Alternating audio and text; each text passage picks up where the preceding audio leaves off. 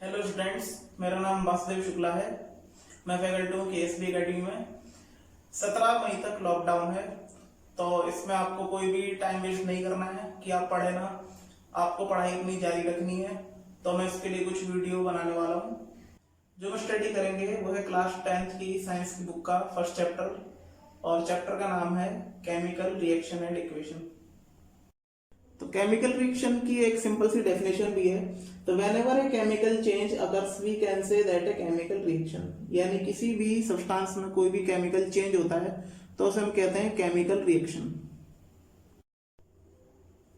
तो ये है केमिकल रिएक्शन की डेफिनेशन, इसे आप अपनी कॉपी में नोट भी कर सकते हैं।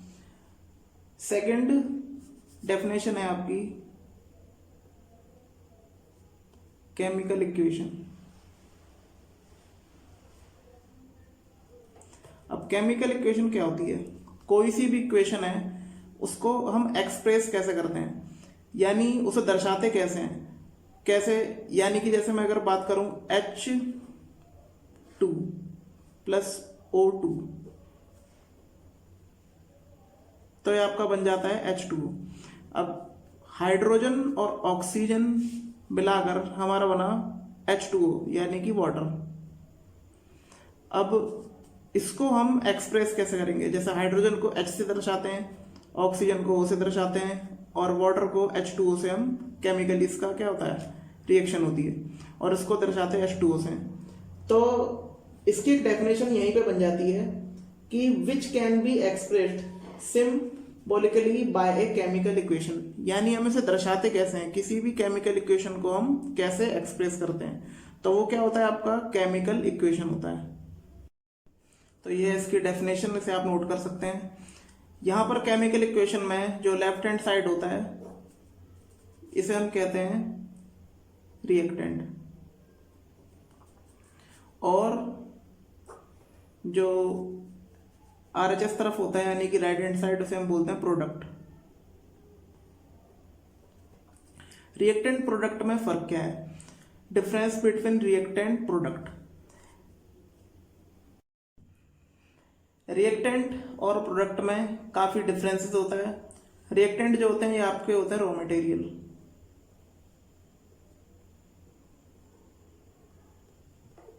यानी कि कच्चे पदार्थ, यानी किसी भी रिएक्शन से पहले वाली जो भी चीज होती है वो हमारी क्या कहलाती है, रिएक्टेंट, और ये हमारे रॉ मटेरियल होते हैं। बाद में फॉर्मेशन के बाद प्रोडक्ट बनते हैं। रिएक्टेंट के बाद अब प्रोडक्ट में आते हैं।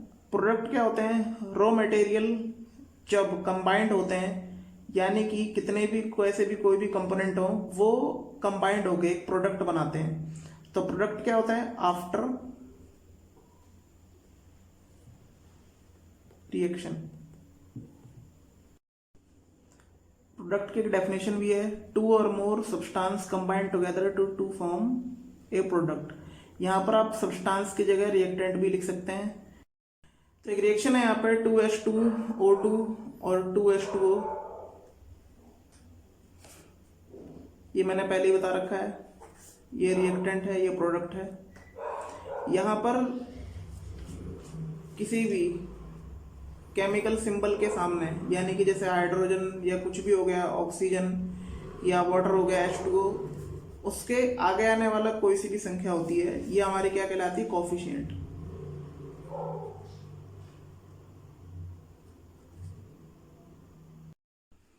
कोफिशिएंट को जानना बहुत जरूरी है, क्योंकि जब मैं आगे बताऊंगा कि किसी भी केमिकल इक्वेशन को बैलेंस कैसे करते हैं तो उसमें कोफिशिएंट जरूर आएगा। हम कोफिशिएंट को बैलेंस करते हैं तभी कैसी भी कोई भी केमिकल रिएक्शन हमारी बैलेंस होती है।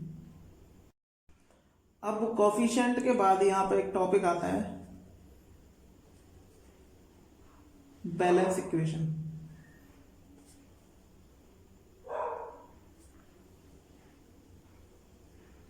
अब बैलेंस इक्वेशन किसे कहते हैं? यहां पर इसकी डेफिनेशन बहुत ही सिंपल है। तो आप ये भी कह सकते हो कि we balance a chemical equation so that number of atom of each element involved in the reaction remain the same at the reactant and product side. इसका मतलब क्या हुआ? यानी कि अगर हम रिएक्टेंट और प्रोडक्ट तरफ यदि हम कोफिशिएंट को बराबर कर दें तो ये कोई सी भी कैसी भी केमिकल इक्वेशन आपकी बराबर हो जाएगी, यानी ये एक बैलेंस इक्वेशन कहलाएगी।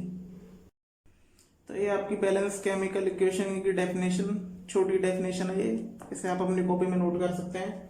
तो यहाँ पर एक एग्जांपल लेते हैं कि किसी भी बैलेंस इक्वेशन हम कैसे कर सकते हैं। तो यहाँ पे Fe H2O FeO H2, यहाँ पर इस इक्वेशन को देखते हैं क्या ये बैलेंस है कि नहीं है। तो यहाँ पर अगर हम देखें, ये Fe का मतलब होता है आयरन,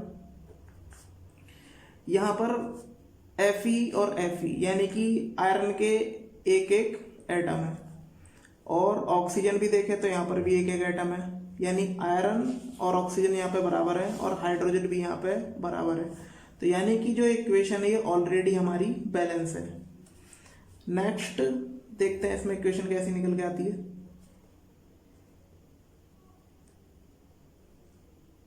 Fe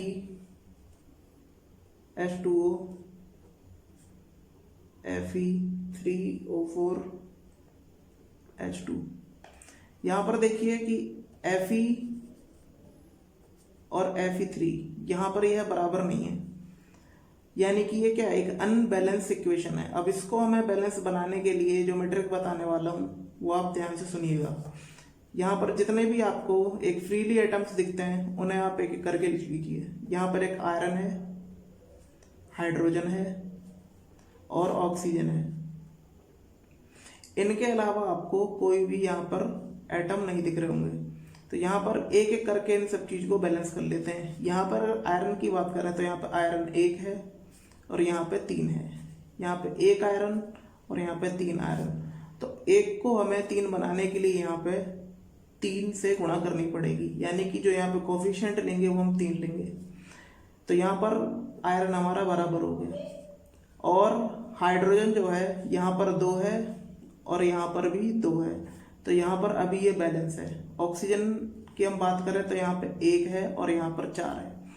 तो यहाँ पर ये अनबैलेंस है, तो हम इसको 4 से मल्टीप्लाई कर देंगे। इसका मतलब यहाँ पर 4 ऑक्सीजन के एटम हो गए और यहाँ पर भी ऑक्सीजन यहाँ पे 4 एटम है।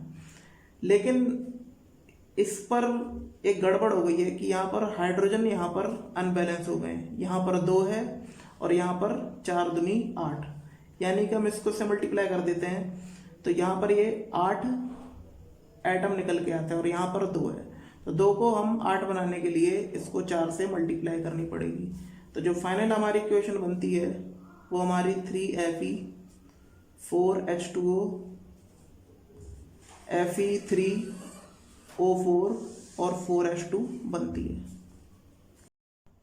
तो यह है हमारा बैलेंस इक्वेशन का टॉपिक। इसके बाद मैं क्या करूँगा कि आपको 4 या 5 क्वेश्चन दूंगा बैलेंस केमिकल इक्वेशन के बेस पे। तो आप उसे अपनी कॉपी पे नोट भी कर लीजिएगा और उसके आंसर मेरे कमेंट बॉक्स में डाल दीजिएगा।